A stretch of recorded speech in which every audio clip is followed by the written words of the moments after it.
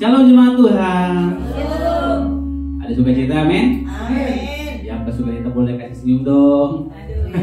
Jangan sampai murung-murung.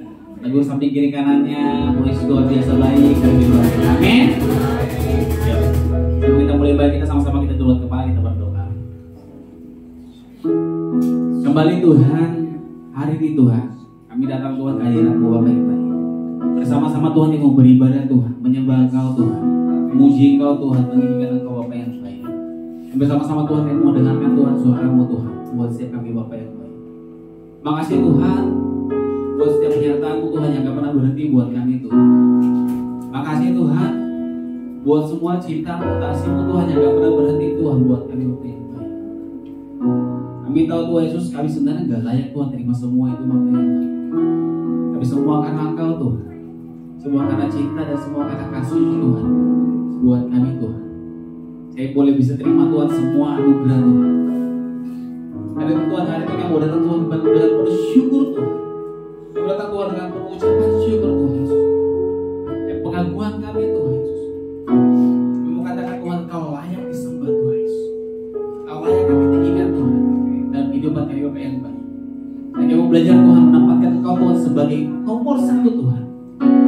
Menempatkan Engkau Tuhan sebagai nomor satu Tuhan dalam kehidupan kami Bapa yang baik.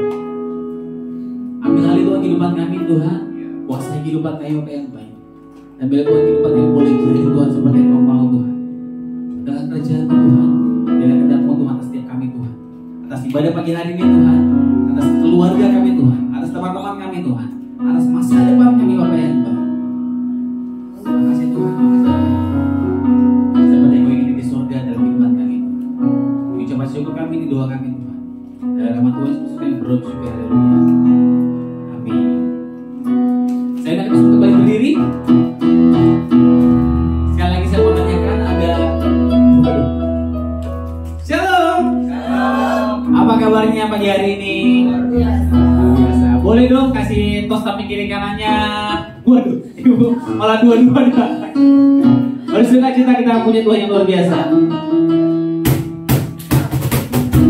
Iya, boleh. Kita penuh dengan sukacita karena kita punya Tuhan yang luar biasa.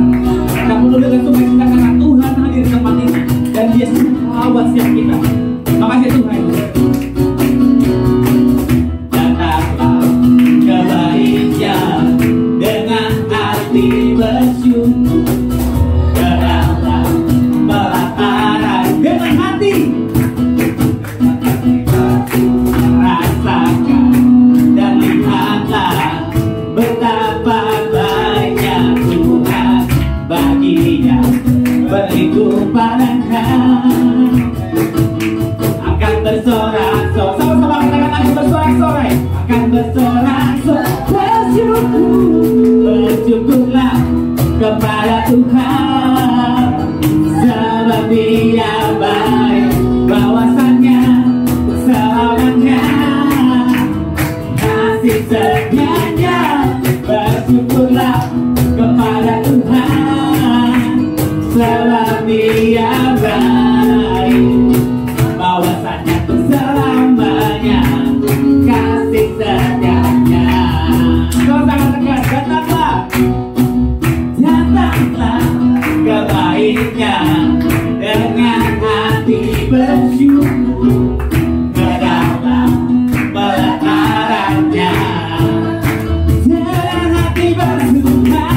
Rasakan dan lihatlah betapa baiknya Tuhan baginya berhidup padanya. Sama-sama katakan, akan bersorak-sorai, bersorak-sorai, akan bersorak-sorai bersyukur, bersyukurlah kepada Tuhan sebab Dia baik, bahwasannya untuk selamanya kasih setianya.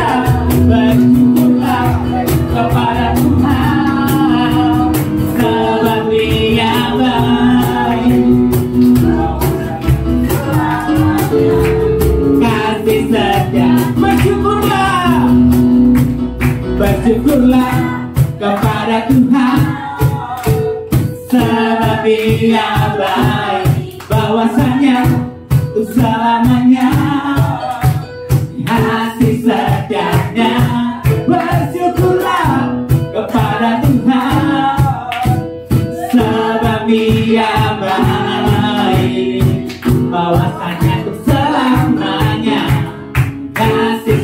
setianya. Bersyukurlah, bersyukurlah kepada Tuhan, sebab Dia baik, bahwasanya untuk selamanya kasih setianya.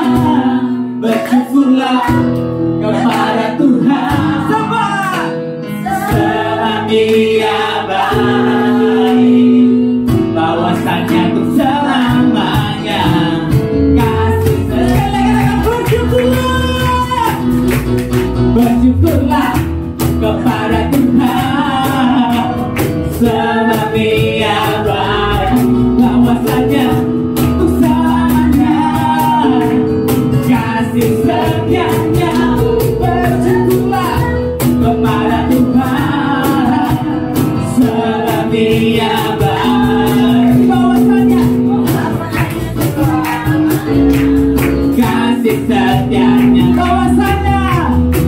Bahwasanya untuk selamanya, bahwasanya untuk selamanya, bahwasanya untuk selamanya kasih setianya.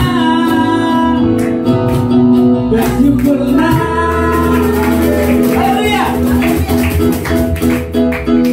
amin. Ada syukur kita, amin. Yang bersyukur boleh tosang pikir kanannya, kagum Tuhan Yesus baik.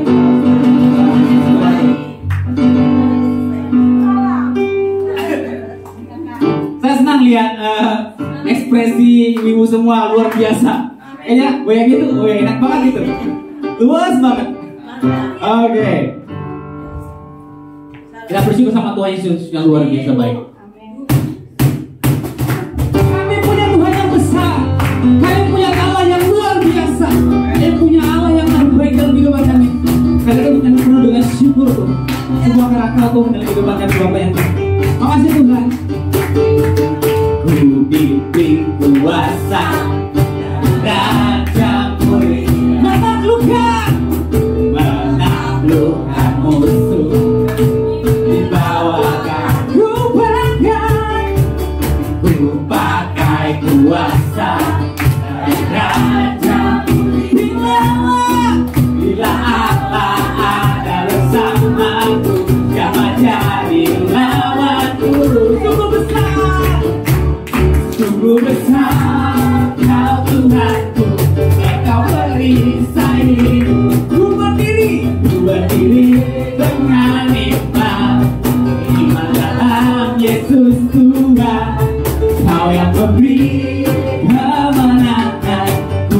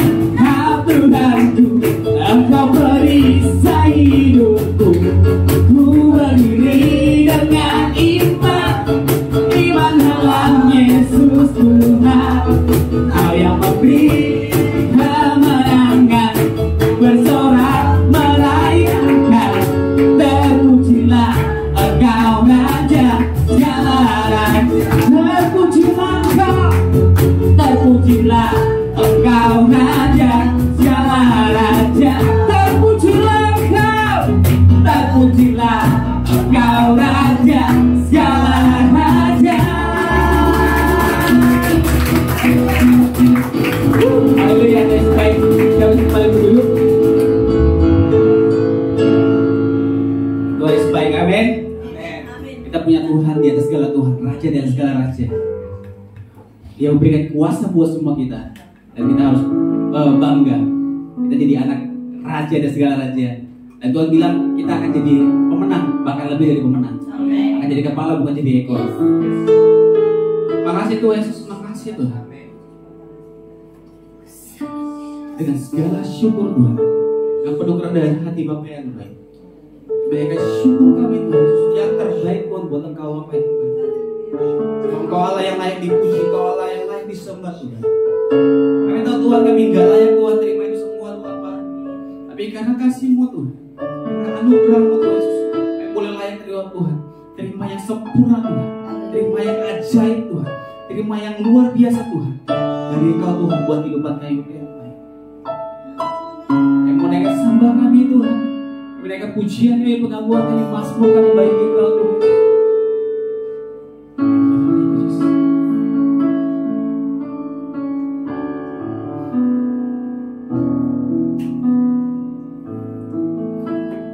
Menyembah dalam kudus hadirat-Mu, hampiri tata kasih karunia-Mu Bapa, kekuatan kami Tuhan, kekuatanku hanya dalam hadirat-Mu Yesusku, hanya Kau segalanya,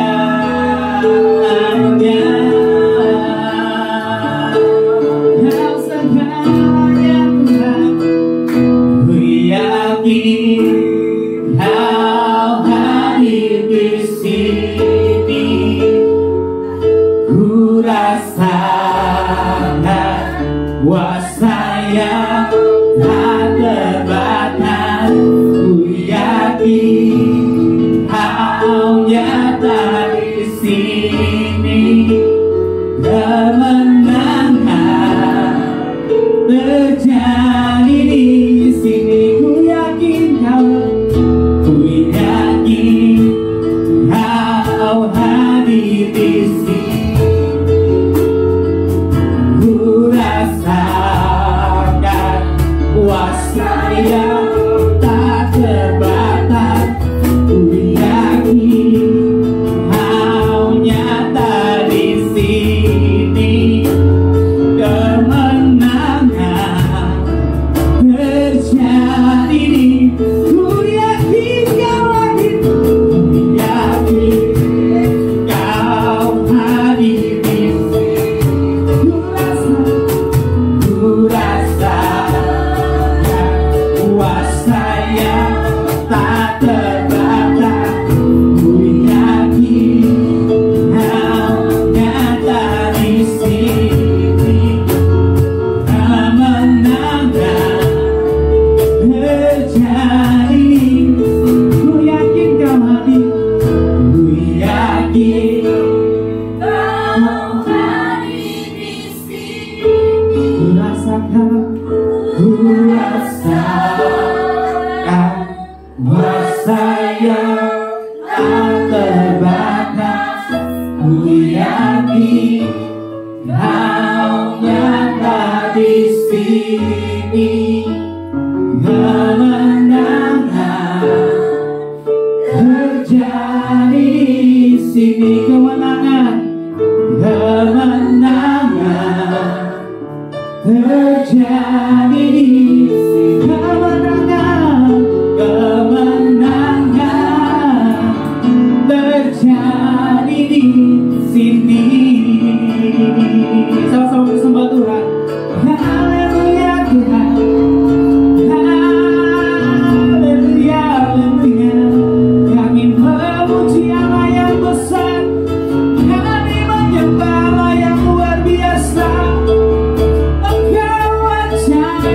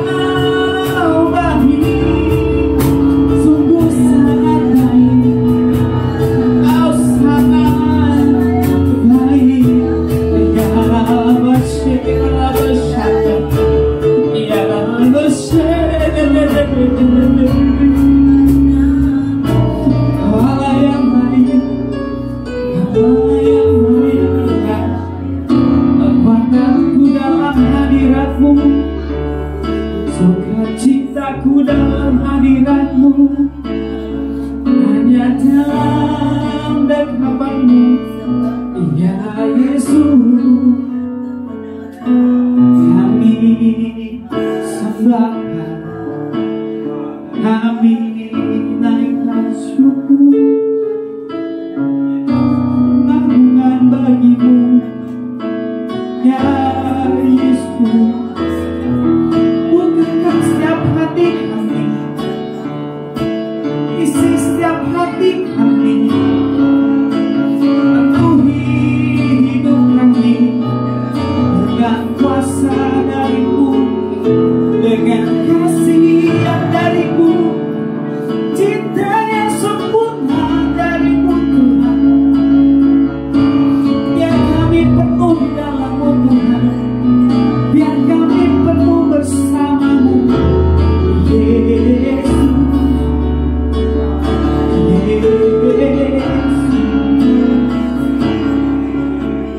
Terima kasih ya Roh.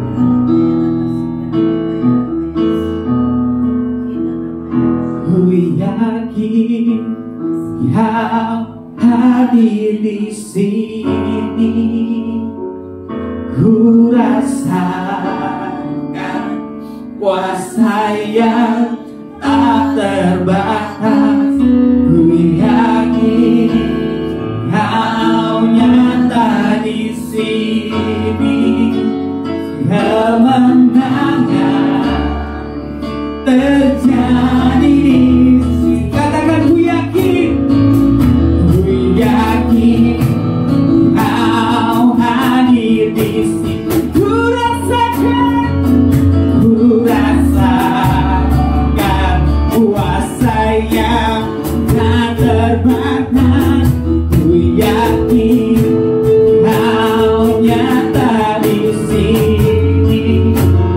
Kemenangan terjadi di sini. Katakan ku yakin Kau hadir.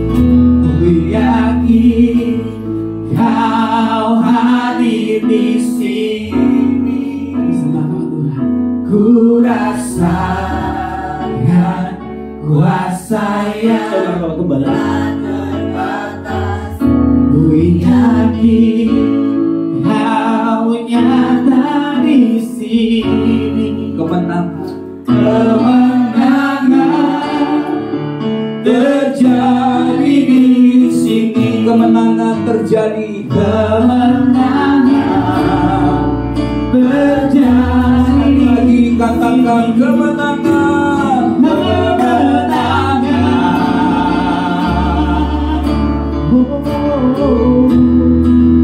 terjadi di sini. Haleluya. Hari sorak-sorai kemenangan yang daripada Tuhan. Haleluya. Haleluya. Haleluya. Kami bersyukur Tuhan, Engkau yang memberikan kemenangan demi kemenangan dalam hidup kami. Kami hidup Tuhan oleh karena anugerah Tuhan. Dan kami boleh mengalami perbuatan Tuhan yang ajaib dan dahsyat Tuhan. Dari hari ke hari sampai dengan hari ini, kami menyadari karena Tuhan kami adalah Tuhan yang dahsyat, Tuhan kami yang berkuasa, Tuhan kami yang sanggup melakukan yang tidak mungkin menjadi mungkin, yang tidak ada menjadi ada. Sebab Engkau adalah pembuat mujizat. Engkau yang mengadakan terobosan-terobosan dalam hidup kami. Dan kami percaya, jika Tuhan di pihak kami, siapakah musuh kami? Siapakah lawan kami? Kami percaya Tuhan, Engkau telah menyediakan perkara-perkara yang besar di depan kami. Dan kami akan melihat Tuhan berperang di depan kami. Tuhan berperang bagi kami. Dan Tuhan yang membuka jalan atas segala persoalan pergumulan dalam hidup kami. Kami tetap percaya Tuhan. Kami tetap bergantung kepada Tuhan. Dan kami mau tetap bersyukur karena Tuhan senantiasa baik atas hidup kami. Terima kasih Bapa. Pagi hari ini kembali kami rindu akan firman Tuhan. Beri kami seperti busa yang merindukan firman, merindukan akan air, merindukan akan sungai. Demikian juga hati kami Tuhan. Hati kami rindu akan firman Tuhan. Sebab firman-Mu itu hidup, firman-Mu itu berkuasa, firman-Mu itu mampu mengubah segala sesuatu. Sebab pada saat Engkau menciptakan segala sesuatu, Engkau memperkatakan firman, maka firman itu terjadi. Terima kasih Bapa. Hari ini Tuhan, kami buka hati kami, biar pekerjaan daripada firman, pekerjaan daripada Roh Kudus bekerja dengan cara yang dahsyat dalam hidup kami pagi hari ini. Kami harapkan hal-hal yang besar, maka Tuhan akan melakukan perkara-perkara besar atas kami melalui ibadah minggu pagi hari ini. Dalam nama Tuhan Yesus Kristus, semua kita yang siap mendengarkan firman bersama-sama katakan amin. Amin. Haleluya. Shalom. Semangat. Amin. Haleluya. Ya, Tuhan itu baik. Kita percaya bahwa kita beribadah ini menunjukkan iman percaya kita kepada Tuhan. Ya. Waktu kita beribadah, Tuhan rindu kita mengharapkan hal-hal yang besar. Coba diganti.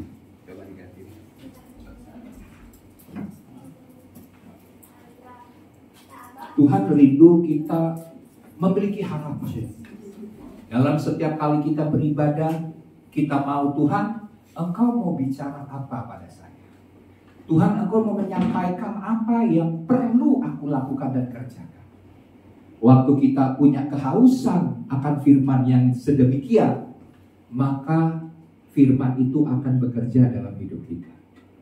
Jadi bukan hanya mendengar, tapi juga kita mengalami kebenaran dari firman yang kita dengar. Ya, saya percaya Bapak Saudara, kalau kita punya hati yang lapar dan haus akan Tuhan, firman Tuhan berkata, Tuhan akan memuaskan kelaparan kehausan kita akan Tuhan.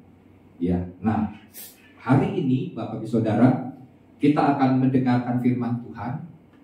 Judulnya adalah menjadi saksi Kristus. Nah, menjadi saksi Kristus ini kita akan belajar pada hari ini tentang semangat dari seorang hamba Tuhan yang bernama Nehemia. Ya, kita akan baca dalam Nehemia pasal yang pertama ayat 1 sampai dengan ayat yang ke-11. Nehemia 1 ayat 1 sampai dengan ayat yang ke-11. Oke ya. Saya akan baca ayat pertama, Bapak Saudara baca ayat yang kedua, kita akan baca bergantian sampai dengan ayat yang ke-11. Judul perikopnya adalah doa Nehemia bagi orang Israel. Ayat 1, riwayat Nehemia bin Hakaliah. Pada bulan Kislew tahun ke-20, ketika aku ada di Puri Susan, dan menangani salah seorang saudaraku dengan beberapa orang dari Yehuda. Aku menanyakan mereka tentang orang-orang Yahudi yang terluput, yang terhindar dari penawanan, dan tentang Yerusalem. Kata mereka kepadaku, orang-orang yang masih tinggal di daerah sana, yang terhindar dari penawanan, ada dalam kesukaran besar dan dalam keadaan tercela. Tembok Yerusalem telah terbongkar dan pintu-pintu gerbangnya telah terbakar. Ketika mendengar ini, duduklah aku menangis dan berkabung selama beberapa hari. Aku berpuasa dan berdoa kehadiran Allah semesta langit. Kataku, ya Tuhan Allah semesta langit, Allah yang maha besar dan dahsyat, yang berpegang pada perjanjian dan kasih setianya terhadap orang yang kasih kepadanya, dan tetap mengikuti perintah-perintahnya. Berilah telingamu dan bukalah matamu, dan dengarkanlah doa hambamu yang sekarang kupanjatkan kehadiratku siang dan malam bagi orang Israel, hamba-hamba itu, dengan mengaku segala dosa yang kami orang Israel telah lakukan terhadapmu. Juga aku dan kaum keluargaku telah berbuat dosa. Kami telah sangat bersalah terhadapmu dan tidak mengikuti perintah-perintah, ketetapan-ketetapan, dan peraturan-peraturan yang telah kau perintahkan kepada Musa hambamu itu. Ingatlah akan firman yang kau pesan kepada Musa hambamu itu, yakni bila kamu berubah setia, kamu akan kucerai mereka di antara bangsa-bangsa. Tetapi bila kamu berbalik kepadaku dan tetap mengikuti perintah-perintahku serta melakukannya, maka sekalipun orang-orangan buanganmu ada di ujung langit, akan kukumpulkan mereka kembali dan kubawa ke tempat yang telah kupilih untuk membuat namaku diam di sana. Bukankah mereka ini hambamu dan umatmu yang telah kau bebaskan dengan kekuatanmu yang besar dan dengan tanganmu yang kuat? Ya Tuhan, berilah telinga kepada doa hambamu ini dan kepada doa hamba-hambamu yang rela takut akan namamu, dan biarlah hambamu berhasil hari ini dan mendapat belas kasihan dari orang ini. Ketika itu aku ini juru minuman raja. Hari ini kita belajar menjadi murid Kristus dengan meneladani akan hidup daripada Nehemia yang memiliki semangat, yang memiliki tekad yang kuat dan iman yang besar untuk membangun tembok Yerusalem yang telah roboh. Dan dia mendengar kabar buruk tentang bangsanya, yaitu Israel, di mana bangsanya sedang mengalami keterpurukan atau mengalami ketelantaran. Jadi di sini kita lihat bahwa Nehemia adalah seorang juru minuman raja yang mendapatkan tugas dari Tuhan untuk memimpin pembangunan kembali tembok Yerusalem. Bapak Ibu Saudara, kalau kita perhatikan Nehemia ini, dikatakan bahwa dia adalah seorang juru minuman raja. Kalau seorang juru minuman berarti setiap hidangan atau makanan dan minuman yang dipersembahkan kepada raja, maka tugas daripada Nehemia adalah mencicipi makanan dan minuman itu terlebih dahulu sebelum dinikmati oleh raja. Karena kenapa? Bisa saja kan ada orang jahat meracuni makanan raja sehingga raja bisa mati, meninggal. Jadi kalau orang dipercayakan dalam sebuah kerajaan menjadi juru minuman raja, maka dia sebenarnya memiliki posisi yang tinggi dalam kerajaan. Bukan saja dia memiliki posisi yang tinggi, tetapi juga dia menjadi seorang kepercayaan. Orang yang dapat dipercaya oleh raja. Benar kan? Walaupun dia juru minuman, kalau seandainya dia pura-pura dia terima makanan, kalau dia nggak jujur, ya dia terima makanan yang baik, yang ada racunnya. Tapi waktu dipersembahkan dia ganti dengan ditaburi racun. Ini berarti orang yang tidak dapat dipercaya. Tapi Nehemia diangkat jadi orang kepercayaan. Karena raja tahu dia adalah orang yang berintegritas. Orang yang jujur. Ya. Nah di sini Bapak Saudara kita lihat bahwa dari seorang minuman raja, dari seorang juru minuman raja, ya tentunya dia punya posisi yang tinggi. Tapi kita tahu ceritanya bagaimana waktu dia mendengar berita tentang Israel dan tembok Yerusalem yang sudah roboh, yang sudah runtuh, dia punya beban yang daripada Tuhan. Dia diberikan sebuah visi yang daripada Tuhan. Tuhan memberikan sebuah kepercayaan, tugas yang khusus dilakukan oleh Nehemia. Waktu dia mendengar berita itu, yang dia rasakan adalah perasaan yang sedih. Yang dirasakan oleh Nehemia adalah dia merasakan bahwa ini sesuatu hal yang membuat dia peduli dengan sangat dalam tentang situasi bangsa. Jadi di sini kita lihat bahwa kalau melihat posisi daripada Nehemia, tentunya dia sudah nyaman sebagai seorang juru minuman raja. Dia berada dalam sebuah zona yang enak posisinya.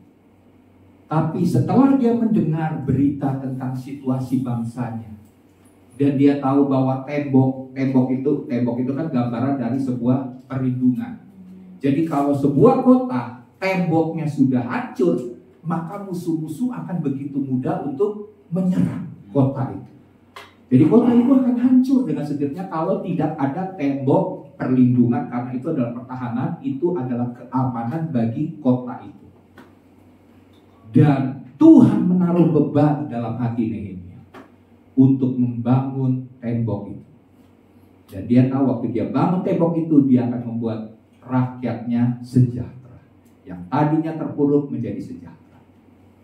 Dia bergumul mungkin pada waktu itu setelah dia dapat beban daripada Tuhan. Dia memiliki kepedulian yang mendalam untuk membangun tembok. Dan dia menyadari bahwa tentu ini tugas yang besar dan berat. Tapi dia tahu dia dipercayakan dalam posisi yang tinggi dalam kerajaan Persia. Dia bukan dari kerajaan, dia ada di dalam kerajaan Persia, di mana rajanya bernama Artasasta.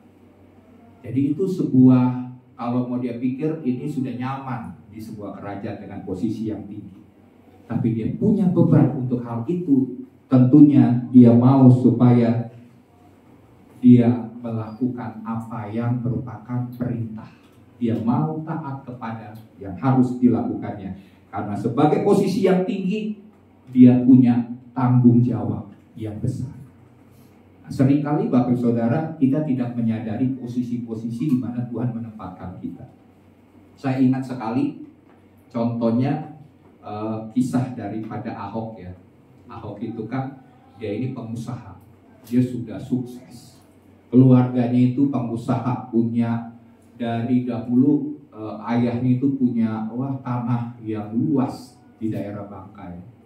Dan dia pikir sudahlah, jadi pengusaha cukup untuk hidup nyaman, hidup enak, cukup bagi dirinya.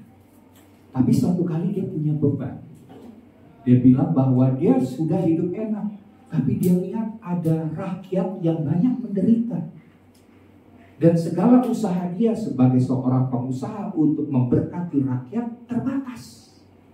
Karena ada yang disebut dengan undang-undang yang bisa dibuat oleh pejabat-pejabat yang korup untuk mencari kepentingan bagi dirinya sendiri, keuntungan bagi dirinya sendiri. Akhirnya dia merasa terpanggil untuk menduduki posisi dalam politik. Maksudnya berada dalam politik. Karena kenapa? Di politik itulah dia bisa mengatur undang-undang yang bisa membuat rakyat sejahtera. Jadi dia tahu posisi nanti yang akan Tuhan berikan kepadanya ini akan membuat dia lebih mudah untuk menggenapi rencana Tuhan, panggilan Tuhan dalam hidupnya. Dan akhirnya Tuhan percayakan posisi dalam pemerintahan, dan akhirnya dia banyak juga menjadi berkat ya. Ada banyak peraturan-peraturan yang dia buat yang membuat rakyat sejahtera.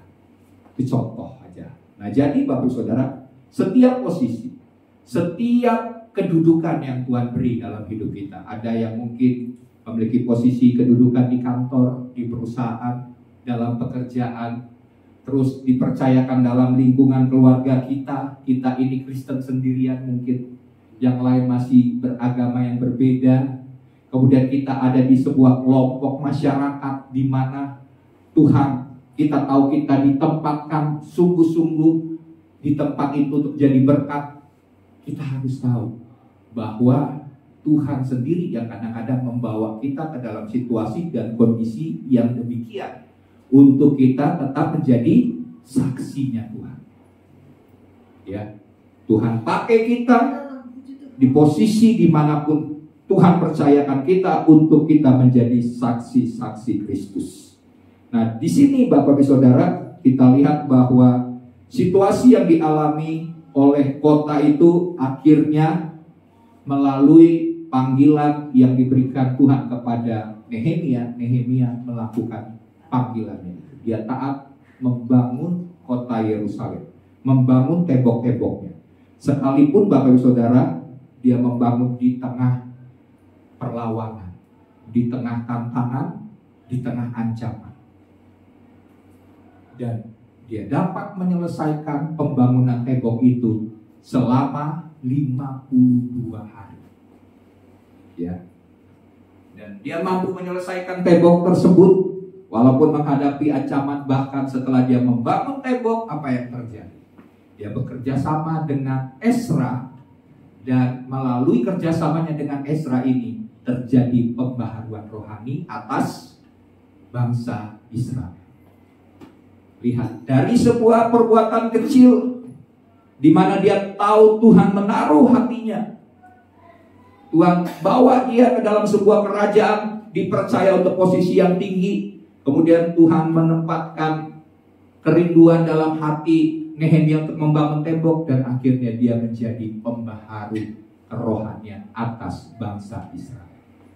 Jadi di sini kita lihat betapa Tuhan pakai orang yang punya semangat, orang yang punya tekad yang kuat, orang yang memiliki iman yang kuat di dalam Tuhan untuk menjadi berkat dan menjadi saksi-saksi Tuhan. Ya, jadi di sini kita lihat dari kisah ini kita belajar dari Nehemia bahwa kita harus peka akan tuntunan dan arahan Tuhan. Ya, kita tahu sama seperti Nehemia, dia tahu tugasnya membangun tembok yang runtuh karena itu adalah visi daripada Tuhan, sehingga dia memberanikan diri bicara kepada raja, dan raja akhirnya mengizinkan dia untuk membangun tembok Yerusalem yang runtuh. Jadi di sini kita lihat ruang lingkup kesaksian dari Nehemia yang semula terbatas di lingkungan istana, kini diperluas menjadi di hadapan bangsanya. Ya, Bapak Ibu Saudara, jemaat harus tahu dan tentunya harus mengerti bahwa kita ini hari ini seharusnya tidak tetap sama sampai dengan hari di masa yang akan datang. Itu maksudnya begini. Setiap kita tentunya Tuhan punya panggilan di mana kita punya potensi yang luar biasa, potensi yang lebih besar daripada yang kita pikir. Pencapaian-pencapaian yang kita sudah buat sampai sekarang ini, kita pikir ya sudah selesailah. Umur saya sudah cukup lanjut, terus juga saya ini hanya mungkin ibu rumah tangga biasa. Saya gak bisa berbuat banyak bagi pekerjaan Tuhan. Tapi saya mau katakan, kalau Tuhan masih mempercayakan kita sampai dengan hari ini, ya, Tuhan tentunya punya rencana yang lebih besar daripada apa yang telah kita capai hari ini. Amin. Aminnya sedikit. Amin. Ya, sadari Bapak Saudara bahwa keterbatasan kita ini tidak membuat rencana Tuhan yang besar itu tidak bisa kita capai. Ya, seringkali kan kita membatasi diri kita dengan keterbatasan, baik itu jasmani kita, umur kita, pengetahuan kita, dan lain sebagainya.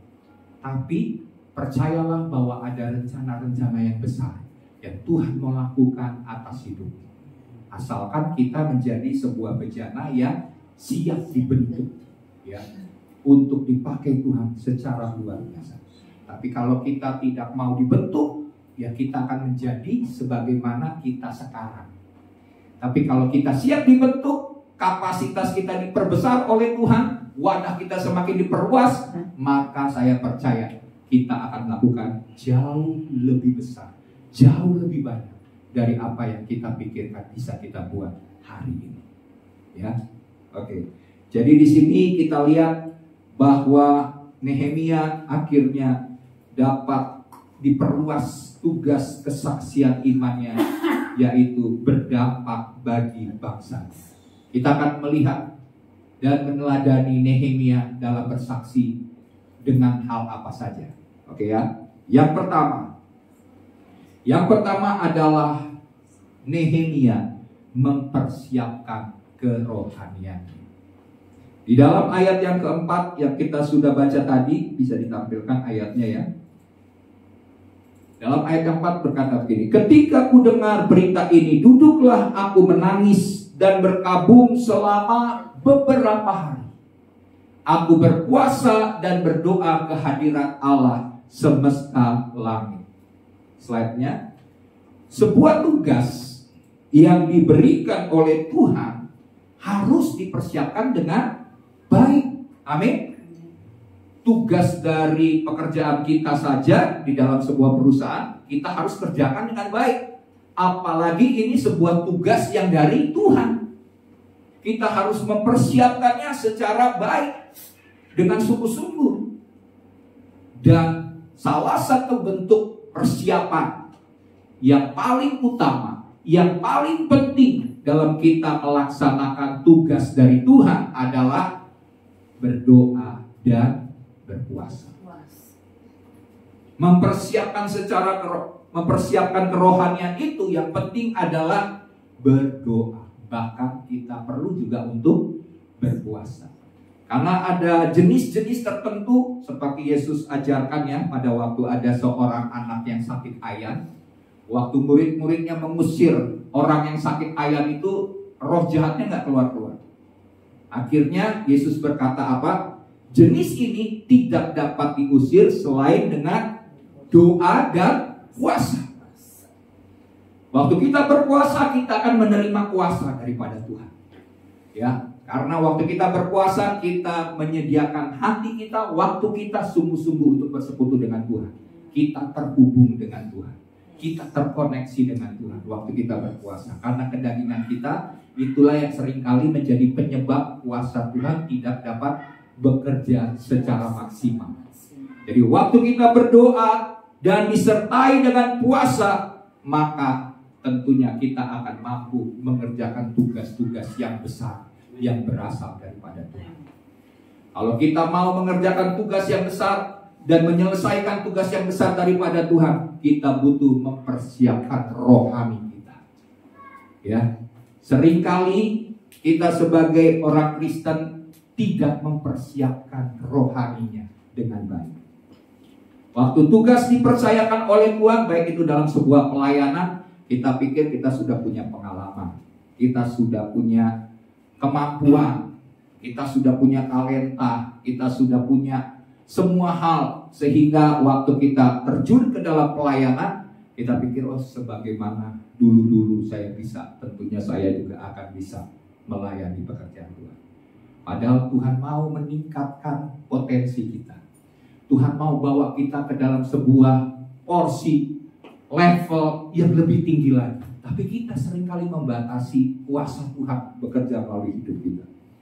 Ya, oleh sebab itu, mari kita mau mempersiapkan kerohanian lebih lagi. Ya. Kesedihan yang mendalam atas berita tentang tembok yang runtuh itu membuat Nehemia sadar dan peduli. Dia tahu bahwa ini adalah tugas dari Tuhan yang harus dilaksanakan dan harus dipersiapkan dengan baik. Kalau tugas dari Tuhan, dia harus melakukannya dengan baik. Ya, langkah pertama Nehemia adalah berdoa dan berpuasa dengan segenap hati. Karena kenapa? Doa itu merupakan modal utama kita. Kalau kita dipercayakan tugas oleh Tuhan, maka kita tahu yang coba menghalangi tugas dari Tuhan untuk kita tidak bisa menyelesaikan tugas itu siapa? Iblis. Dia akan berusaha menghambat tugas itu sehingga kita tidak mampu menyelesaikan. Kalau perlu, kita akan dibuat menjadi menyerah, gagal, dan akhirnya kita terintimidasi oleh karena kita tidak mampu menyelesaikan tugas itu. Itu sasaran iblis. Karena iblis tujuannya adalah, pekerjaan iblis adalah mencuri, membunuh, dan membinasakan. Waktu dia tahu seseorang mau dipanggil oleh Tuhan untuk melakukan tugas, maka dia akan berusaha, sebelum melakukan tugas itu, dia akan berusaha menghentikan orang itu. Ada banyak orang ya dihentikan oleh Tuhan kalau perlu sama iblis. Bukan saja imannya mati, tapi nyawanya juga dihabiskan. Ada banyak orang yang tidak bisa menggenapi rencana Tuhan. Oleh karena apa? Mereka tidak mengikuti tuntunan Roh Kudus, tidak peka arahan daripada Roh Kudus, tidak mengandalkan kuasa Tuhan, sehingga rencana Tuhan yang besar itu tidak jadi karena iblis mencegahnya, menghentikannya sejak dari awal. Bapak Ibu Saudara, kita harus koreksi hidup kita, karena banyak kali kegagalan itu bukan karena Tuhan tidak setia menepati janjinya, tapi seringkali kita gagal memahami jalan rencana Tuhan dan tuntunan Tuhan atas hidup kita untuk menyelesaikan tugas-tugas kita. Jadi di sini kita lihat bahwa doa yang dilakukan oleh Nehemia itu adalah modal utama dalam melakukan tindakan apapun. Doanya tentunya didasari oleh kepercayaan kepada Tuhan. Ya, di dalam ayat 5 dan 6 boleh ditampilkan dahulu. Coba kita lihat ayat Nehemia 5 dan 6. Ya. Dilihat dahulu ayat 5 dan 6 dikatakan begini. Kataku ya Tuhan, Allah semesta langit, Allah yang maha besar dan maha dahsyat, yang berpegang pada perjanjian dan kasih setianya terhadap orang yang kasih kepadanya dan tetap mengikuti perintah-perintahnya. Berilah telingamu dan bukalah matamu dan dengarkanlah doa hambamu yang sekarang kupanjatkan hadiratmu siang dan malam bagi orang Israel hamba-hambamu itu dengan mengakui segala dosa. Jadi di sini kita lihat bahwa Nehemia menyadari bahwa Tuhan itu mau. Tuhan itu mendengar doa-doanya. Kalau Tuhan mau, karena kenapa? Karena Tuhan itu adalah yang menepati perjanjian. Dia Tuhan yang setia melakukan apa yang diperintahkan. Pada waktu kita melakukan sesuai dengan perintah Tuhan, maka Tuhan pasti akan menepati. Ya, dia tahu itu bahwa Tuhan mau. Dan dia tahu juga bahwa Tuhan mampu, karena di dalam ayat ini dikatakan dia menyadari bahwa Tuhan itu adalah Allah semesta langit, Allah yang besar, Allah yang dahsyat, Allah yang mampu melakukan segala sesuatu yang tidak mungkin menjadi mungkin. Jadi di sini kita lihat bahwa Nehemia menyadari bahwa Tuhan mau dan mampu. Dan ketika dia menyadari hal demikian, maka Nehemia berdoa, dia berpuasa supaya dimampukan untuk melaksanakan tugasnya dengan baik. Dia mempersiapkan kerohaniannya. Bapak Ibu Saudara, betapa penting kita mempersiapkan rohani. Dalam slide berikut dikatakan begini. Nehemia duduk berkabung dan menangis selama beberapa hari karena keadaan yang harus diperbaikinya. Bangsanya ada dalam kesukaran yang besar. Ya, jadi di sini Nehemia sambil berkabung dia menangis. Selama berapa hari? 1 hari? Enggak. Beberapa hari. Menangisi bangsanya. Bagaimana bangsanya ini sudah terpuruk. Bangsanya ini sudah terlantar. Bangsanya ini sudah tidak memiliki masa depan yang baik. Dia punya beban daripada Tuhan. Nah, yang pertama-tama disiapkan Nehemia bukan strategi-strategi jasmania semata, walaupun itu penting. Ya, dia tahu, dikatakan sebenarnya Nehemia ini adalah seorang ahli strategi. Kalau kita lihat nanti di dalam ayat-ayat yang kita nanti bisa baca di rumah dalam Nehemia dari 1 ini sampai dengan habisnya dalam pasal-pasal dalam kitab Nehemia, dia ini adalah orang yang mempersiapkan bukan saja rohani tapi jasmani. Karena dia tahu tantangan besar yang akan dialami dalam membangun itu banyak orang yang tidak suka. Jadi setiap tugas yang Tuhan percayakan kepada kita, jangan kita berpikir tidak ada tantangan. Tidak ada halangan. Enggak. Kita pasti akan mengalami banyak tantangan. Kita banyak mengalami perlawanan. Kita banyak mengalami ancaman demi ancaman. Tapi kita harus tahu bahwa waktu kita mengandalkan Tuhan dengan kuasa doa, maka Tuhan akan membukakan jalan.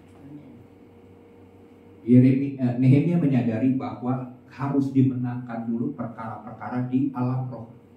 Amin. Kalau perkara di alam roh sudah dimenangkan, maka perkara di jasmani akan dengan mudah dimenangkan. Tapi kalau memulai sebuah tugas yang daripada Tuhan, kita coba dengan memakai strategi-strategi jasmani lebih dahulu, kita akan jadi orang yang gagal melaksanakan tugas yang daripada Tuhan. Ya, jadi di sini Nehemia bukan strategi-strategi jasmania semata, namun ia memilih untuk mengambil langkah doa puasa sebelum menjalankan tugas kesaksiannya. Jadi di sini sebelum kita dapat, tadi saya katakan kita harus memenangkan di alam roh. Jadi Nehemia menyadari dengan berdoa dia mau menyatakan bahwa dia sangat bergantung kepada kuasa Roh Kudus. Kesaksian bukanlah pekerjaan manusia, tetapi itu adalah pekerjaan Roh Kudus. Roh Kudus yang akan memberikan kuasa, Roh Kudus yang akan memberikan hikmat, Roh Kudus yang akan memberikan kemampuan yang daripada Tuhan. Ya. Yang pertama-tama disiapkan Nehemia bukan strategi, tapi doa yang membuat jalan itu akan terbuka bagi hidupnya. Oke? Nah, tidak ada kebangkitan, tidak ada kebangunan rohani tanpa didahului dengan kebangkitan doa. Ya. Kalau kita mau melakukan pekerjaan pelayanan Tuhan, kita harus mulai dengan doa. Pastikan roh kita, hati kita berkobar-kobar dengan api Roh Kudus. Kalau kita sekedar melayani dengan pemahaman yang penting hati saya, tapi tidak berkobar-kobar dalam melayani Tuhan, maka Tuhan bilang pelayanan itu seperti hal yang tidak sampai ke hadirat Tuhan. Ya. Kita jadi suam-suam kuku. Padahal Tuhan bilang kita tidak boleh suam-suam kuku. Kalau suam-suam kuku akan dimuntahkan oleh Tuhan. Jadi pastikan bukan hanya kerelaan, kesetiaan itu baik, tapi tanpa roh yang menyala-nyala, tanpa roh yaitu yang dipenuhi dengan Roh Kudus, hati kita dan roh kita, maka pelayanan kita adalah pelayanan yang akan terhambat. Lama kita mencapai dalam menyelesaikan tugas pelayanan panggilan yang Tuhan percayakan. Ya, dimanapun Tuhan menaruh beban dalam hati kita untuk kita jangkau, baik itu lingkungan, keluarga, pekerjaan, masyarakat, kita harus andalkan doa. Ya, doa adalah sesuatu hal yang penting, yang jadi dasar dalam kita mempersiapkan kerohanian dan melakukan tugas-tugas pelayanan. Berapa banyak jam doa dari setiap kita? Apakah kita sudah menyediakan waktu khusus untuk berdoa? Tentunya berdoa bukan buat diri kita, ya. Kalau berdoa buat keluarga, itu saya yakin semua jemaat sudah melakukan doa buat istri atau buat suami, buat anak-anak, buat masa depan. Setiap hari kita berdoa. Tapi pertanyaannya, sudah berapa banyak kita mendoakan orang-orang? Apakah kita punya beban berdoa bagi teman-teman kita yang kita tahu sedang mengalami persoalan yang berat? Apakah kita mau berdoa bagi keluarga kita yang belum mengenal Tuhan, dan kita rindu suatu saat dia mengenal Tuhan, percaya kepada Yesus dan diselamatkan sebagaimana Tuhan sudah menyelamatkan kita? Ya, bukan hanya sekedar bicara soal keluarga, mungkin keluarga kita sudah lakukan, tapi orang, teman-teman kita, pekerjaan kita, teman dalam pekerjaan, rekan sekerja, apakah kita juga punya beban untuk menolong mereka, menyelamatkan supaya mereka juga mendapatkan keselamatan sebagaimana kita mendapatkan anugerah itu. Jadi di sini kita lihat dampak daripada Nehemia melakukan taat akan panggilan Tuhan. Dia menjadi pembaharu rohani atas Israel. Ya. Dimulai dengan doa. Oke, yang kedua. Yang kedua adalah ini juga sesuatu hal yang penting dalam setelah kita mempersiapkan kerohanian. Yang kedua adalah menyadari kesalahan. Ya, ini prinsip-prinsip yang sangat mendasar yang kita bisa teladani dalam hidup daripada Nehemia. Di dalam ayat yang ke-7 dikatakan begini, kami telah sangat bersalah terhadapmu. Ini doa Nehemia kepada Tuhan. Dan tidak mengikuti perintah-perintah, ketetapan-ketetapan dan peraturan-peraturan yang telah kau perintahkan kepada Musa hambamu itu. Jadi di sini yang dilakukan oleh Nehemia adalah dia menyadari kesalahannya. Dan setelah dia menyadari, dia meminta pengampunan daripada Tuhan. Coba slide-nya. Mewakili bangsanya, Nehemia menyatakan di dalam doanya bahwa ia bersalah di hadapan Tuhan. Ya. Dan kesalahan yang dilakukan adalah berupa pelanggaran terhadap perintah, ketetapan, peraturan firman yang Tuhan sampaikan kepada Musa. Ya. Menyadari kesalahan menjadi langkah penting untuk pertobatan. Jadi pertama, kalau kita menyadari kesalahan itu merupakan langkah penting untuk pertobatan. Banyak orang Kristen, Bapak Saudara, di zaman sekarang ini tidak hidup dalam pertobatan. Padahal pertobatan itu harus setiap hari. Jangan cuma kesaksian, oh saya dulu bertobat waktu terima Yesus, saya sungguh-sungguh dalam Tuhan. Padahal Tuhan bilang pertobatan itu harus setiap hari. Kenapa mereka tidak hidup dalam pertobatan setiap hari? Karena tidak merasa atau tidak menyadari berbuat kesalahan. Ya, karena tidak menyadari, mereka pikir, wah nggak apa-apa, aman. Hidup saya begini-begini aja, Tuhan tolong terus kok. Ya, saya jalan dalam dosa, tapi Tuhan, mujizat Tuhan terus terjadi. Berkat-berkat Tuhan terus dicurahkan. Padahal hidup kita sudah jauh daripada Tuhan. Ya, contohnya tadi kita suam-suam buku. Mungkin kita rajin berdoa. Mungkin kita disuruh dalam kita punya program kan ada membaca Alkitab. Kita rajin baca Alkitab setiap hari. Terus kita pergi ke gereja. Bahkan kita sudah terlibat dalam pelayanan. Tapi kalau hidup kita, ya, kita masih menjelek-jelekan orang, menghina, memfitnah, kemudian kita serakah, gosip, kita juga menjadi penyembah berhala. Kalau kita melakukan hal-hal demikian, Tuhan juga tidak berkenan atas itu. Coba kita lihat ayat ke dalam 1 Korintus 6 ayat 9 dan 10. Ini kita harus lihat ayat ini menjadi sebuah peringatan. Jangan sampai kita rajin ke gereja, tapi dosa-dosa ini masih kita lakukan.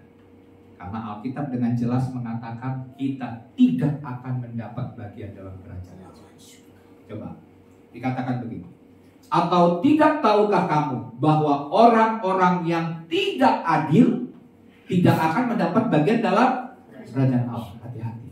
Orang yang gak adil, curang, adalah tidak mendapat bagian dalam kerajaan surga. Terus dikatakan, janganlah sesat orang cabul. Wah, sekarang ini banyak percabulan ya. Saya dengar banyak berita-berita, bahkan pemimpin-pemimpin agama pun melakukan tindakan-tindakan percabulan, bahkan hal-hal yang sangat menyeramkan. Terus penyembah berhala, ya, tetap ke gereja, tapi penyembahan berhala tetap dilakukan. Terus orang berzina, tetap ke gereja, banyak kan, tapi jatuh dalam dosa berzina. Ujung-ujungnya ketahuan berzina, mempermalukan kekristenan. Terus banci. Nah, apa itu banci? Banci itu maksudnya gitu, perilaku seksual yang tidak sesuai dengan gendernya atau identitasnya. Betul kan? Dia laki-laki, tapi dia merasa, tapi saya ini feminim. Jangan-jangan memang Tuhan sebenarnya ciptain saya, sebenarnya saya perempuan, tapi saya berada terperangkap dalam tubuh laki-laki. Jadi bagaimana nih? Itu adalah sesuatu hal yang disebut banci, dan banci tidak mendapat bagian dalam kerajaan Allah. Tapi saya percaya kalau banci ini bertobat, ya mungkin ada bekas-bekasnya sedikit gitu ya. Tapi kalau hatinya mau sungguh-sungguh dengan Tuhan, Tuhan juga akan mengampuni. Jadi yang tadinya dia tidak menerima dirinya, karena kan ada yang sudah sampai nih dalam kehidupan lamanya dulu belum kenal Tuhan, udah sampai ganti kelamin gitu kan. Tapi waktu dia bertobat, dia menyadari bahwa dia sini sudah jauh, sudah salah di hadapan Tuhan. Dia mau ganti kelamin yang mungkin sulit lagi ya kan, udah dipotong misalnya gitu. Akhirnya dia menjadi seorang laki-laki, tapi dia tahu bahwa dia mau sungguh-sungguh melakukan firman Tuhan. Pasti Tuhan mengampuni. Amin. Nah, terus orang pemburit. Nah, coba dulu pemburit. Apa itu pemburit? Ya, perilaku seksual yang tidak wajar, yaitu homoseks atau lesbian. Jadi melakukan hubungan seks itu sukanya laki-laki, tapi sukanya sama laki-laki. Jadi bukannya suka sama perempuan, tapi suka sama laki-laki. Terus perempuan sukanya bukan sama laki-laki, tapi suka dengan perempuan.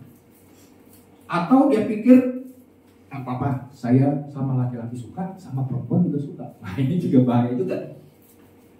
Ini perilaku seksual yang gak wajar. Bahkan ada yang melakukan hubungan seks dengan dengan apa? Binatang. Wah ini pemburit. Kalau kita punya perilaku seks yang tidak wajar, bertobat. Amin. Karena kita juga tidak akan pernah mendapat bagian dalam kerajaan Allah. Ini tegas. Jadi jangan cuma pikir, Tuhan saya kan udah percaya Yesus. Tapi kalau kelakuan kita, tindakan perbuatan kita masih seperti demikian, tidak akan dapat bagian. Terus selanjutnya, pencuri. Wah, hati yang suka mencuri. Ini juga tidak akan pernah. Kalau ini jadi karakter, bawaannya suka curi, nggak akan dapat bagian. Orang kikir. Wah, jangan pikir pelit itu apa-apalah, pelit. Kan dikatakan bahwa pelit pangkal kaya gitu. Ya kan? Pelit pangkal kaya, jadi simpan nggak apa-apa lah. Tapi kalau sampai jadi orang kikir, pelit, Tuhan bilang nggak dapat bagian. Hitung-hitungan, semuanya itu dihitung. Kalau saya berikan A, maka saya harus dapat yang A+. Kalau saya berikan nggak sesuai dengan yang ini, saya harapkan kepada dia, wah, misalnya kita hitung-hitungan, itu enggak. Kita tidak boleh menjadi orang yang kikir, pelit. Terus pemabuk. Hati-hati, suka minum-minuman alkohol, mabuk-mabukan, ini tidak akan pernah masuk kerajaan Allah. Karena kenapa? Malamnya mabuk, dia pikir besok pagi pasti bangun. Besok pagi tahu-tahu Tuhan sudah panggil.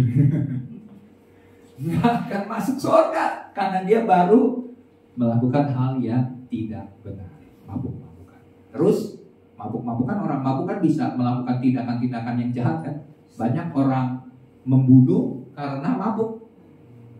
Cuma dipancing emosinya, langsung diam-diam lagi jalan-jalan tahu-tahu busuk ya kan dari belakang. Karena mabuk. Terus pemfitnah. Nah, hati-hati. Kalau masih suka gosip, masih suka fitnah orang, nggak akan pernah masuk kerajaan. Kalau misalnya kita dengar cerita seseorang tentang misalnya diri kita, orang lain gitu, orang lain cerita ke kita, ya orang lain memang memfitnah gitu kan. Tapi kita percaya perkataan orang itu, kita nggak klarifikasi dengan perkataan orang, berarti kan kita menyetujui fitnah terjadi atas orang. Kita nggak klarifikasi, kita tidak bereskan, tapi kita benci dengan orang itu dengan alasan ada orang lain yang mengatakan itu kepada kita, berarti kita juga mendapat bagian dalam orang yang menyetujui fitnah. Dua-duanya, yang nyebar gosip, yang nyebar fitnah, dengan yang mempercayai fitnah juga dosa di hadapan Tuhan, dan tidak akan mendapat bagian dalam kerajaan. Terus penipu, nah ini juga tadi sudah pencuri, sekarang tukang tipu, dusta. Karena iblis adalah bapak dari segala dusta. Kalau kita suka menipu, berarti kita adalah anak-anak dari iblis yang suka dusta. Oke, terus yang terakhir coba Galatia 5 ayat 19 sampai 21. Ini harus kita sadari. Perbuatan-perbuatan demikian ini jangan ada dalam kehidupan kita sebagai orang Kristen. Perbuatan daging telah nyata, yaitu percabulan, tadi sudah saya jelaskan. Kecemaran, hawa nafsu. Apa itu hawa nafsu? Keinginan yang tidak terkendali, ya, emosi dan segala hal. Hawa nafsu daging tidak akan dapat bagian dalam kerajaan. Terus hawa nafsu, penyembahan berhala, diulangi lagi. Sihir, tahu kan sihir? Berarti praktek-praktek untuk membinasakan orang, praktek dukun, praktek-praktek sihir, ya kan, untuk menyakiti, itu juga nggak boleh. Dan orang Kristen juga seringkali mungkin nggak pakai praktek-praktek secara okkultisme, pakai ilmu-ilmu gelap, tapi dengan tindakan kita yang menentang kebenaran, ya, menolak kebenaran, terus juga kita misalnya kita disakiti oleh teman atau saudara seiman kita, terus doa kita kepada orang yang menyakiti kita, kita berdoa begini, Tuhan, kiranya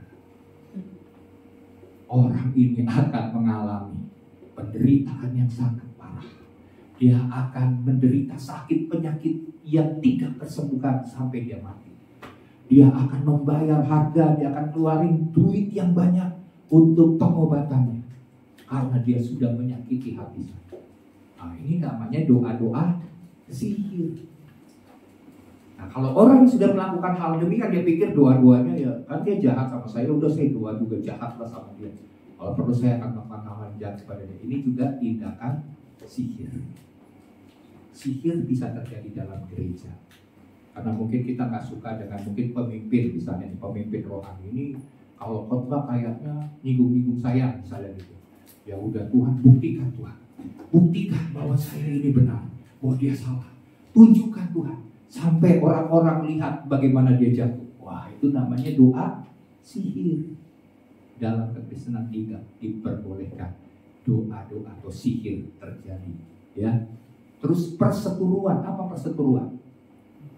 Musuh, permusuhan. Jadi kita ini anak-anak Tuhan harus menyadari bahwa kita ini adalah anak-anak Allah. Sekalipun banyak dari diri kita yang lemah, yang banyak yang harus diubah, dibentuk oleh Tuhan jadi sempurna, tapi kita maunya musuh. Kalau udah buat jahat sama saya, pokoknya saya blacklist. Musuh harus dieliminasi, ya. Eliminate bukan, gitu. Jadi perseteruan, perselisihan, iri hati, amarah, kepentingan diri sendiri, percideraan, berarti suka melukai, roh pemecah, terus kedengkian, kemabukan, pesta pora, dan lain sebagainya. Banyak. Nggak cuma yang tadi disebutin tadi, tapi banyak.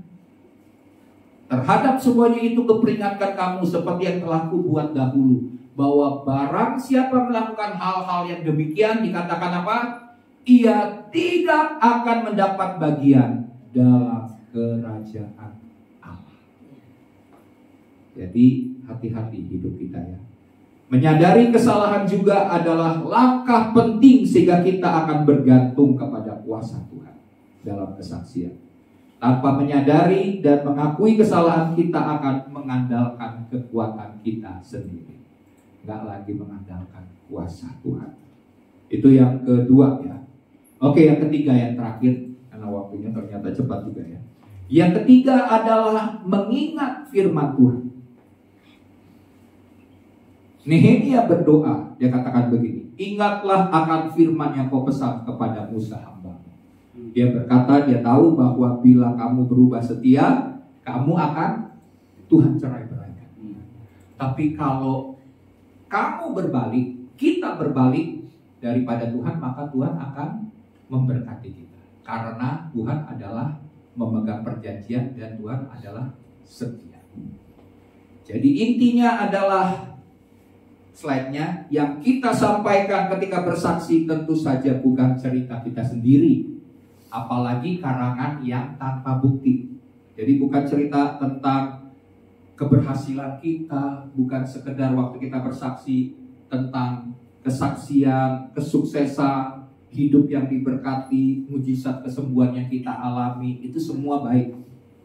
Tapi tujuannya adalah, goalnya adalah supaya orang itu menerima Kristus. Supaya Kristus semakin dikenal, kita beritakan, bukan sekedar, wah saya dahsyat, Tuhan pakai saya luar biasa nih. Wah Tuhan tolong saya ngalamin mujizat. Coba bayangin, saya ini yang seharusnya mati, Tuhan sembuhkan sehingga saya hidup sampai berapa tahun. Nah akhirnya tanpa kita sadari bukan Kristus yang kita agukan, tapi kita mencuri kemuliaan Tuhan. Jadi tujuannya, goalnya adalah kita harapkan supaya orang itu mengalami Tuhan sebagaimana Tuhan sudah memberkati, menolong, mengadakan mujizat dalam hidup kita. Bukan sekedar orang jadi, wah luar biasa hamba Tuhan ini. Wah dia nabi nih ya. Dia Tuhan pakai luar biasa nih. Bukan hal-hal demikian ya. Yang kita saksikan adalah berita gembira karena anugerah keselamatan di dalam Kristus. Ya, kita ceritakan bahwa Yesus yang telah berkorban, Yesus yang rela mati untuk dosa-dosa kita, Yesus yang bangkit daripada kematian, dan Yesus yang menyediakan hidup yang kekal bagi setiap kita yang percaya kepadanya. Ya, jadi hal-hal demikian. Seorang baru bisa bersaksi dengan baik jika firman Tuhan yang diingat, direnungkan, dan dihidupi senantiasa. Maksudnya diingat berarti dasar kesaksian kita adalah firman Tuhan yang mengajarkan sesuatu dalam hidup kita. Pedomannya adalah firman Tuhan. Ya, jadi di sini pengenalan akan firman Tuhan akan membuat kesaksian kita itu benar, dan kesaksian kita itu didasari oleh firman Tuhan. Oke, direnungkan berarti firman Tuhan itu harus kita renungkan. Kita nggak cuma dengar khotbah. Amin. Waktu kita dengar khotbah, kalau kita nggak sungguh-sungguh merenungkan firman Tuhan, kita dengar khotbahnya caranya berbeda. Kita nggak lihat diri kita lewat firman Tuhan yang disampaikan oleh pengkhotbah, tapi kita langsung lihat sebelah kita. Wah, ini firman kayaknya buat dia nih. Gitu. Tuh firman buat lo tuh. Ya, bertobat makanya. Jadi bukan buat diri kita cuma dengar, tapi kita cari orang. Wah, ini ya firmannya nih, jangan-jangan bapak pendeta lagi khotbahin nyinggung dia nih. Wah emang tuh dia betul tuh, emang begitu tuh, bagus tuh Pak Pendeta sampaikan khotbah buat dia begitu. Nah kalau yang seperti itu, kita cuma dengar firman Tuhan, tapi kebenaran yang kita dengar itu tidak memerdekakan kita. Dan jangan pikir waktu kita dengar firman Tuhan, kebenaran firman Tuhan yang kita dengar misalnya hari ini, otomatis mengubah hidup kita. Enggak. Respon kita dengar firman Tuhan dan menyadari kalau firman itu sungguh-sungguh buat saya, dan firman itu mau supaya saya berubah, itulah yang akan mengubah kita. Tapi kalau kita menganggap firman itu kita pilih-pilih nih, yang enak, oh ya ini firman buat saya, yaitu bagaimana saya diberkati Tuhan. Tapi kalau bicara soal koreksi, bicara soal bertobat, kita bilang itu firmannya terlalu keras, itu bukan buat saya. Kita tidak akan pernah mengalami berkat Tuhan. Pendengaran kita tentang kebenaran firman itu tidak akan membuat kita menerima janji-janji Tuhan. Ya, jadi di sini kita harus mendengar firman Tuhan dengan sungguh-sungguh, menyimak. Nyimak itu berarti memperhatikan dengan seksama. dengan sungguh-sungguh. Terus yang selanjutnya dihidupi. Jadi firman Tuhan itu harus dialami, menjadi kesaksian yang hidup. Ya, bukan saja kita dengar, tapi firman Tuhan itu seperti tadi saya katakan, kita dengar firman Tuhan dan kita terima kebenaran itu. Itu yang akan memerdekakan dan mengubah hidup. Ya, jadi 3 hal ini Bapak Saudara, untuk kita meneladani Nehemia dan menjadikan kita saksi Kristus yang efektif adalah yang pertama, yaitu kita mempersiapkan kerohanian. Yang kedua, menyadari kesalahan, sadari bahwa kalau ada pesan Tuhan dan itu menempelak hati kita yang harus bertobat. Terus yang ketiga, bahwa kita harus menjadi orang yang mengingat firman Tuhan. Bagaimana kita mengingat? Kalau kita tidak pernah membaca, kita tidak akan pernah mengingat. Tapi waktu kita baca, kita renungkan, maka kita akan ingat firman Tuhan, kita ingat janji Tuhan. Tuhan setia dengan janjinya, maka Tuhan pasti akan menolong kita melakukan tugas kesaksian yang Tuhan percayakan atas hidup kita. Mari kita bangkit berdiri, kita berdoa buat firman Tuhan. Terima kasih. Terima kasih. Sebelum kita nyanyikan lagu ini, saya rindu Bapak Saudara menyadari, pernahkah kita berpikir, apakah hidup kita sudah berdampak bagi orang-orang yang di sekitar kita, yang membutuhkan pertolongan, yang membutuhkan kebebasan, kesembuhan, kemerdekaan dari keterikatan-keterikatan akan dosa. Kita mungkin sering berdoa bagi diri kita, bagi keluarga kita, supaya Tuhan memberkati kita sepanjang hari. Tapi kita tidak peduli dengan orang-orang di sekitar kita. Bahkan saudara-saudara seiman kita yang hidupnya masih belum berkenan di hadapan Tuhan.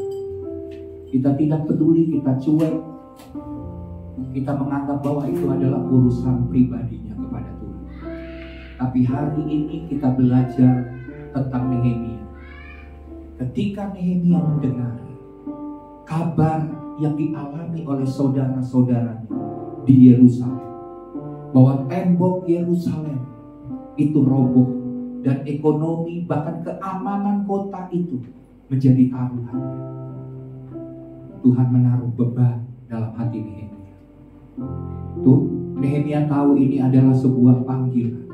Ini sebuah visi daripada Tuhan untuk membawa kesaksian Tuhan melalui hidupnya, bahwa Tuhan sudah memberkatinya dan dia tidak harus menolong mereka yang membutuhkan pertolongan, di mana dia mampu melakukan. Biarlah hari ini kita juga menjadi orang yang peka akan tuntunan Tuhan.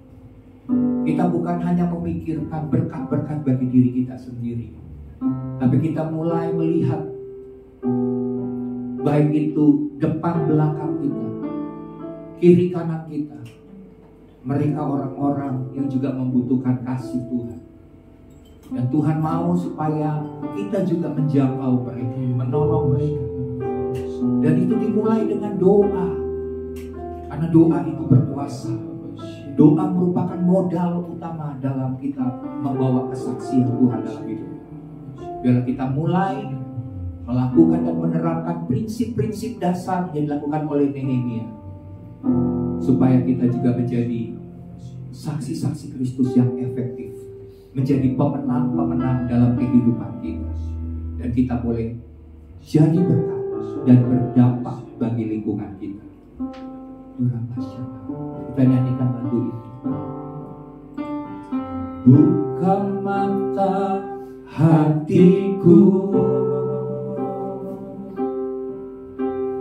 buka mata hatiku, biar ku memandangmu.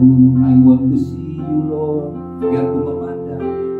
ku memandangmu. Buka mata hatiku Tuhan. Buka mata hatiku Tuhan, jangan mata batin kami Tuhan. Buka mata hatiku. Singkapkan Tuhan, buka Tuhan mata rohani kami. Memandangmu, biar ku memandangmu. Katakan kau layak, Kau layak ditinggikan, nyata kemuliaan-Mu,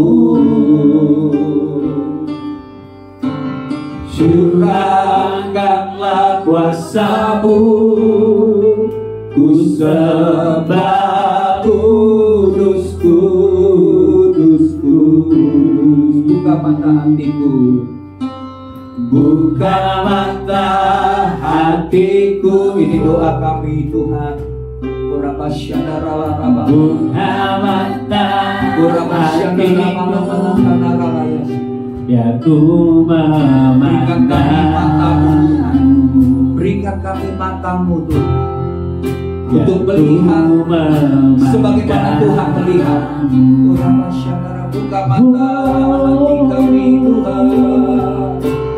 Buka mata hatiku, Biar terang Tuhan menerangi mata kami Tuhan. Mata kami yang buta secara rohani selama ini dibukakan oleh Tuhan. memandangmu, Biar ku memandangmu. biar ku memandangmu. Katakan kau layak, Kau layak ditinggikan, nyata kemuliaan-Mu.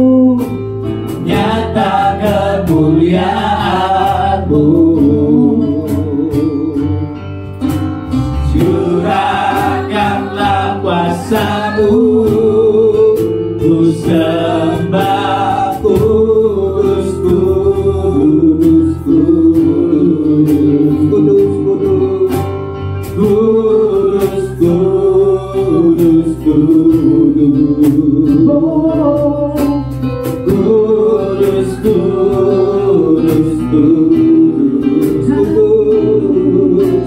kudus, kudus, kudus. Biar ku memandang. Biar ku memandangmu, Kudus, kudus Tuhan. kudus, kudus, Kami sembah Engkau Tuhan. kudus, kudus, Kudus, kudus, kudus, kudus, biar ku katakan kudus, kami sembah kuduslah Tuhan. Oh, kudus, kudus, kudus. ya Tuhan kami sembah. Engkau yang bekerja di tengah-tengah umat-Mu Tuhan. Buka mata hati kami, buka mata batin kami Tuhan. Melihat bagaimana Tuhan melihat, bekerja sebagaimana Tuhan inginkan kami bekerjakannya Tuhan. Oh, kudus, kudus, kudus. Oh, pada saat kami menyembah-Mu Tuhan, Engkau melakukan perkara besar Tuhan. Engkau mengubah hidup kami. Kami arahkan hati kami kepada Tuhan. Pakai dan urapi kami Tuhan, menjadi alat bagi kerajaan-Mu yang efektif Tuhan. Biar ku memandangmu, Biar ku memandang-Mu. biar ku memandangmu, biar ku memandangmu. Mari kita berdoa. Bapa, ini kami Tuhan, anak-anak-Mu. Kami tidak mau sebagaimana kami datang, tidak membawa perubahan. tapi kami akan pulang dengan membawa sebuah perubahan yang baru dalam Tuhan. Engkau membukakan, Engkau mencelingkan mata rohani kami, di mana selama ini kami buta, tapi biarlah kami boleh melihat segala sesuatu, segala hal dalam hidup kami sebagaimana Tuhan melihatnya, sehingga kami memiliki pemahaman-pemahaman yang semakin dalam tentang Tuhan. Hidup kami tidak mengalami stagnasi, tapi hidup kami akan mengalami pertumbuhan dan mengalami Bapa sampai kami berbuah lebat dalam hidup kami. Terima kasih Bapa, biarlah itu terjadi atas seluruh jemaat. Dalam nama Tuhan Yesus kami berdoa dan mengucap syukur. Haleluya. Amin. Amin.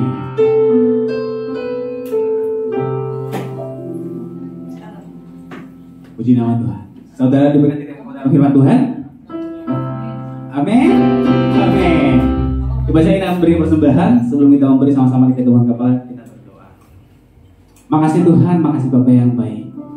Saya percaya Tuhan Yesus, kalau dulu Tuhan kau mau pakai Nehemia Tuhan, hari ini Tuhan yang mau belajar Tuhan Yesus, Kau mau buka hati Bapa yang baik. Kau mau juga Tuhan dipakai Tuhan oleh Kau Bapa yang baik. Makasih Tuhan, makasih Bapa yang baik. Berkati setiap kami Tuhan, boleh menjadi alat-Mu Tuhan yang sempurna Tuhan, seperti yang Kau mau Bapa yang baik. Sebentar kami mau beri persembahan kami Tuhan, ya boleh, jadi kami boleh memberi bersukacita dan damai sejahtera Tuhan. Makasih Tuhan, makasih Bapa yang baik. Syukur hormat dan kemuliaan bagi nama-Mu. Haleluya. Amin.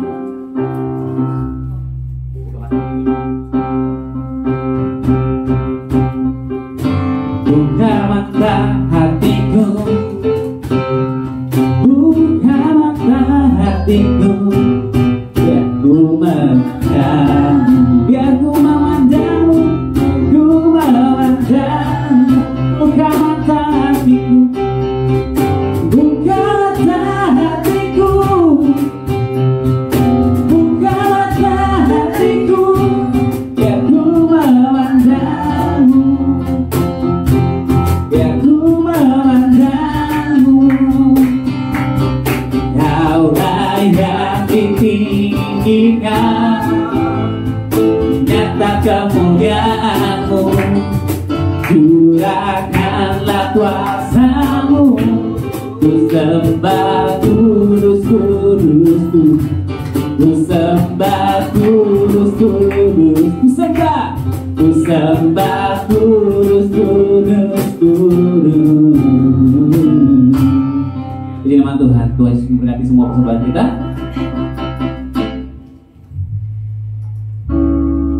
Coba saat kita memanggil ibadah kita, saya undang kita semua untuk bangkit berdiri.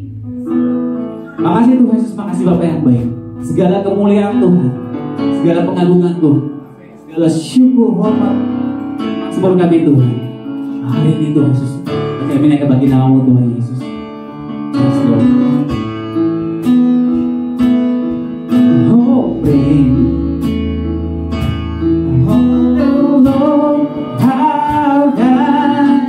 Oh, praise His name forevermore.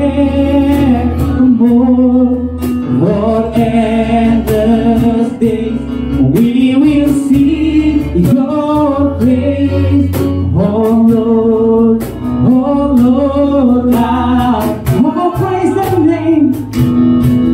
Oh, praise the name of the Lord our God. Oh, praise His name forevermore. For endless days we will sing Your praise. Oh Lord, now one more time say, oh, praise the name. Oh, praise the name of the Lord our God. Oh, praise His name forevermore. For endless days we will sing Your praise. Oh Lord, oh, praise the name. Oh, praise the name of the Lord our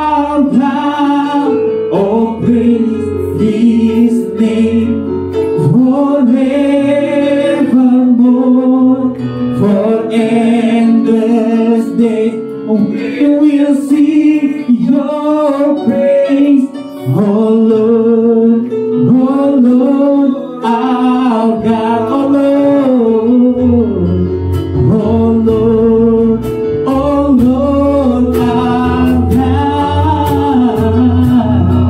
oh Lord, our God.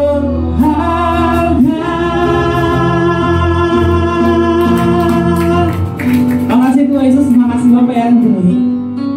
Hari ini Tuhan Yesus, kita mau belajar Tuhan Yesus, memuliakan Engkau lebih lagi Tuhan, meninggikan Engkau lebih lagi Tuhan Yesus, bermasmur bagi nama-Mu Tuhan lebih lagi Bapak yang baik, percaya lebih lagi Tuhan Yesus, menyembah Engkau lebih lagi Tuhan, berdoa lebih lagi Bapak yang baik.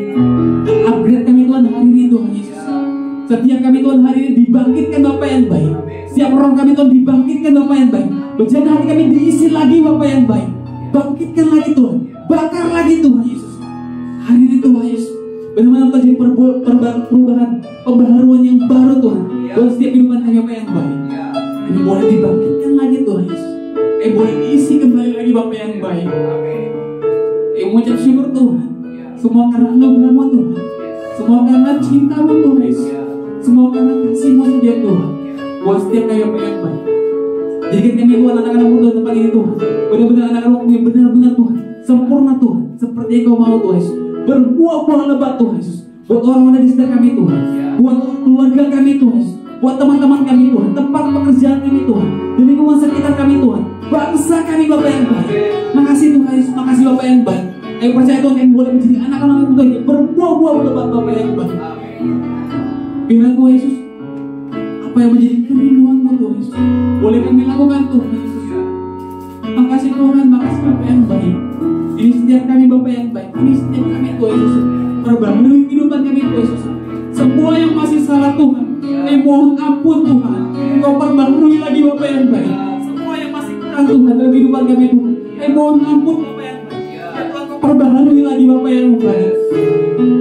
Makasih Tuhan Yesus, makasih Bapak yang baik. Kami mau belajar Tuhan dari Nehemia Bapak yang baik, mulai dari hal yang kecil Tuhan, mulai dari doa, mulai dari kerinduan Tuhan, mulai dari Tuhan baca firman Tuhan Yesus, mulai dari Tuhan Yesus merindukan Tuhan buat orang-orang Tuhan bisa diubahkan Bapak yang baik, mulai dari Tuhan merindukan Tuhan buat bangsa Tuhan bisa dirubahkan Bapak yang baik, mulai dari Tuhan hal-hal yang kecil Bapak yang baik.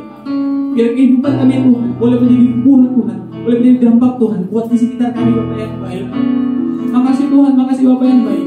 Segala puji dan syukur Tuhan, hormat bagi kemuliaan siang hari Tuhan.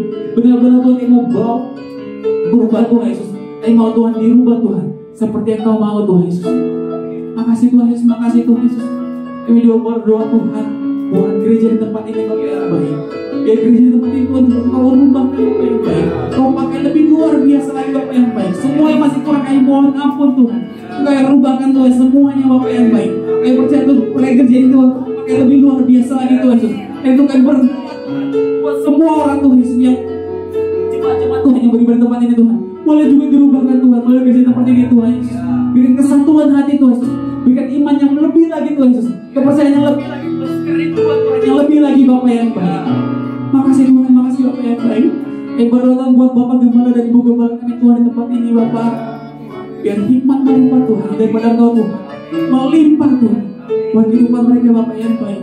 Segala Tuhan yang keluar dari kehidupan mereka Tuhan Yesus, Engkau yang ubahkan Bapak yang baik. Biar Tuhan mereka boleh menyintikkan telinga mereka Tuhan, hati mereka Tuhan kepada Engkau Tuhan Yesus, sehingga mereka boleh menjadi Bapak Gembala dan Ibu Gembala Tuhan yang benar-benar Tuhan Yesus seturut Tuhan dan selain Tuhan dengan Engkau Bapak yang baik. Makasih Tuhan, makasih Bapak yang baik. Berkati bibir lidah mereka Tuhan, berkati tangan mereka Tuhan, kaki mereka Tuhan, mata mereka Bapak yang baik. Kemanapun mereka melangkah Tuhan, ada kuasa Tuhan, ada kasih Tuhan, ada cinta Tuhan yang mengalir Tuhan dalam kehidupan mereka Bapak yang baik. Karena itu Tuhan penuhi mereka Tuhan Yesus, penuhi Tuhan Bapak Ibu juga Gembala kami Bapak yang baik. Bahkan setiap kami jemaat Tuhan tempat ini Tuhan dipenuhi juga Tuhan Yesus. Makasih Tuhan Yesus, makasih Bapak yang baik. Kami mau menyerahkan Tuhan setiap kami Tuhan, setiap kehidupan kami Tuhan Yesus, masa muda kami Tuhan. Kami memakai Tuhan untuk hormat bagi kemuliaan nama Bapak yang baik. Makasih Tuhan Yesus, makasih Tuhan, makasih Bapak yang baik. Ini setiap kami Bapak yang baik. Kau yang tahu Tuhan setiap kekurangan kami Tuhan Yesus. Kau yang tahu Tuhan setiap kelemahan kami Bapak yang baik. Tapi kami tahu Yesus Tuhan, ayo punya Tuhan yang penuh kuasa, ayo punya Tuhan yang penuh damai sejahtera, ayo punya Tuhan yang penuh sukacita, ayo punya Tuhan yang penuh keajaiban Tuhan Yesus. Karena Tuhan kami gak boleh minder Tuhan, kami gak akan takut Tuhan Yesus, kami gak akan gentar Bapa yang baik. Berubahkan setiap kami Bapa yang hari ini Tuhan Yesus. Ayo percaya Tuhan Yesus, kami menjadi duta-Mu Tuhan Yesus, dimanapun Kau tempatkan kami Bapa yang baik, dalam keluarga kami, dalam lingkungan kami, dalam bangsa ini Tuhan Yesus. Kami boleh menjadi buah Tuhan yang benar-benar lebat Tuhan Yesus, seperti yang Kau mau Bapa yang baik. Makasih Tuhan, makasih Bapa yang baik. Makasih Tuhan Yesus, makasih Bapa yang baik. Terima kasih Tuhan Yesus. Terima kasih Bapa yang baik. Segala pujian syukur Tuhan, hormat kemuliaan bagi nama-Mu Tuhan Yesus. Kami naikkan Tuhan hanya bagi nama-Mu Bapa yang baik. Kau Tuhan yang luar biasa baik. Kau Tuhan yang luar biasa dalam kehidupan kami Tuhan Yesus. Diucapkan syukur kami Tuhan, yang doa kami Tuhan. Tinggalkanlah kerajaan-Mu Tuhan dalam kehidupan kami, seperti Kau ingin Tuhan di surga Tuhan. Makasih Tuhan Yesus, makasih Bapa yang baik.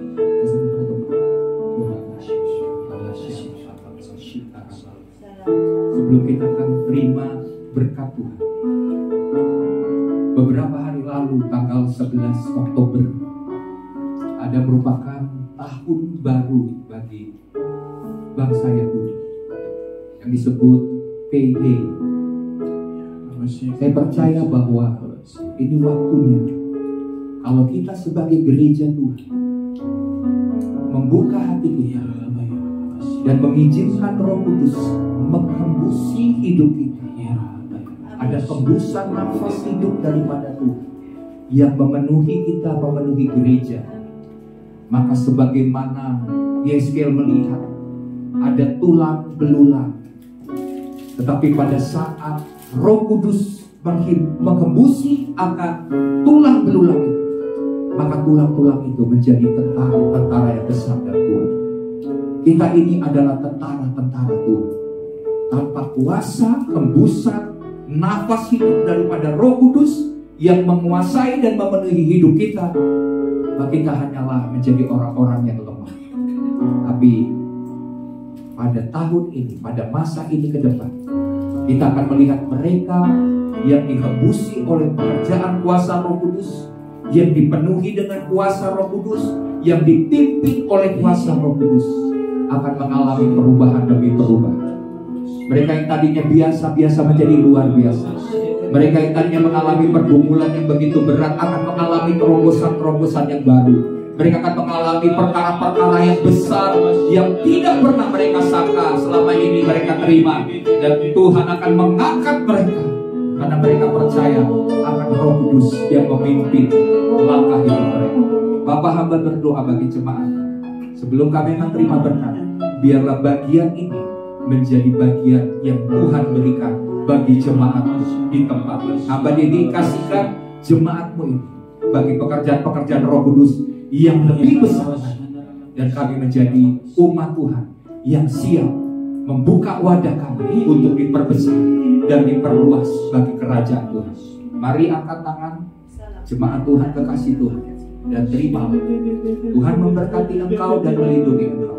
Tuhan menyinari engkau dengan wajahnya dan memberikan engkau kasih karunia. Tuhan menghadapkan wajahnya kepadamu dan memberikan engkau damai sejahtera.